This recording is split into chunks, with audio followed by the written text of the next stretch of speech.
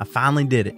After hundreds of requests from supporters of this channel, I made it halfway across the country to Silver Dollar City, a park considered by many to be one of the best in the world. And let's just say it was everything I could have ever imagined. And I can't wait to tell you all about it. So let's start this series off by taking a look at the 10 best things to do at Silver Dollar City.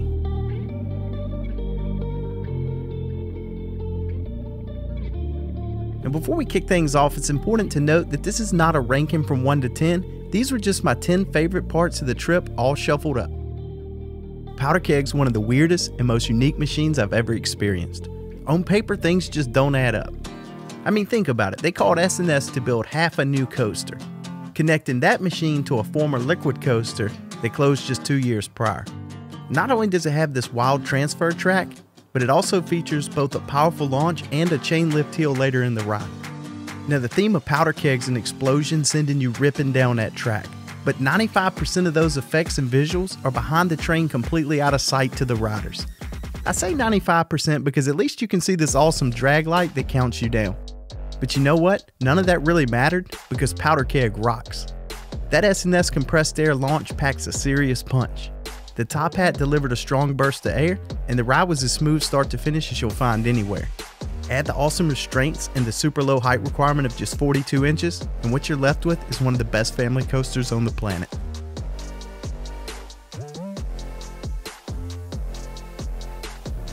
Mystic River Falls is a $23 million ride that opened to the public July of 2020, and it's probably the best river raft ride in existence. Now, I'm typically not one that puts a big focus on rides that get you soaked, but coming to Silver Dollar City and seeing this masterpiece, I knew I'd have to take a ride.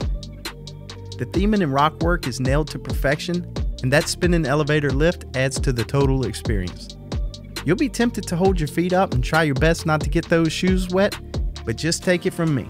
Soak the shoes right away because if you don't, the ride will. It doesn't hold back.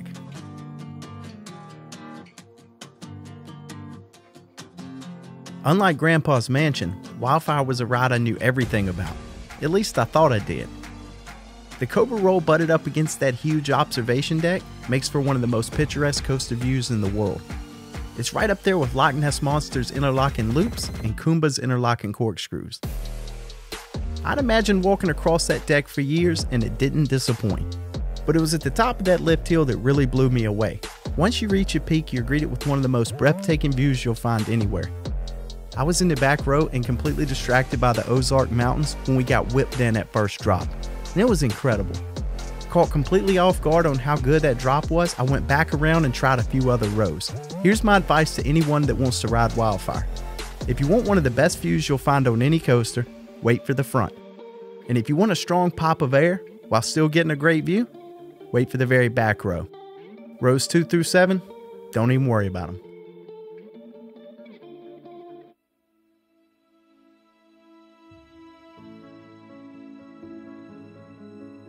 Grandpa's Mansion was an attraction I knew nothing about until me and my son stumbled across it walking through the park. It was a pretty warm day and the lines for rides were starting to get long. It was a tree growing against the building that initially caught my attention. I thought it would be a great way to get out of the heat for a few minutes, so we checked it out. And I'm so glad we did. Just as soon as we made our way out of the exit, my son was jumping up and down and pulling me by the arm to go back through again. There were just so many neat things hidden inside to try and uncover. Pathways got smaller, the floors were tilted. I won't give him any spoilers, but I'm pretty sure he laughed just as hard on our second walkthrough as he did the first. Don't miss Grandpa's Mansion.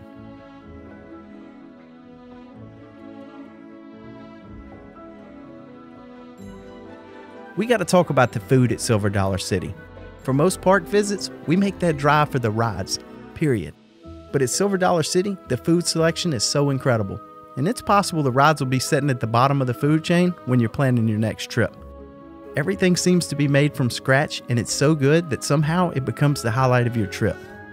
This topic is too massive and too incredible to cover in a top 10 guide, but don't worry, I'll make sure to give it the proper attention it deserves in a future upload.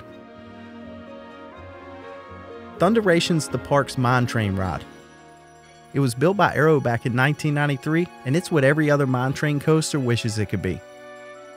You get a surprising pop of air, and ripping through that helix at nearly 50 miles an hour is so fun, even if it's a tad bumpy.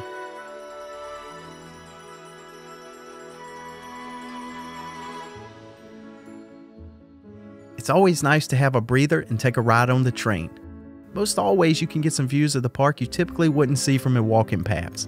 But Silver Dollar City's train offers so much more than just great views. Its beautiful path through the park will make you stop pretty much anything you're doing when you hear it coming through just to watch it pass by. Not to mention the great story that takes place during your ride out of the park, but I won't spoil that. For me, Outlaw Run was the main reason I decided to drive halfway across the country to reach Silver Dollar City. Just the opportunity to ride a ground-up RMC that packs a 162-foot near vertical drop and the world's first wooden coaster to flip you upside down 3 times was something I had to experience for myself. And you know, I just knew that first drop would be world-class because of the pre-drop before you make your way down. For my first ride, I grabbed the very back row, and this thing delivered with everything it had from start to finish. This is without question one of the best wooden coasters on the planet. Now, 2 things you won't find on this list that I think everybody should experience at Silver Dollar City is Marvel Cave and the shows. Unfortunately, the cave was closed during my visit, and we were only able to experience a few shows. Without Marble Cave, this wonderful park wouldn't exist, and I really look forward to the day I'm able to return and finally experience it for myself. Before making my way to this park, I was given one piece of advice from nearly everyone. Slow down and take it all in. So I did just that. I took it all in. In order to truly understand Silver Dollar City and all that it offers, this is a one step you just can't skip. The placement of some items are as clear as day, and others seem to be somewhat of a mystery that'll have you scratching your head. But everything is carefully selected and placed for a reason. Other times you'll stumble across something you may have missed at first, like this swinging bridge that I didn't notice until my 3rd day in the park. Every inch of this park tells the story of what Silver Dollar City is.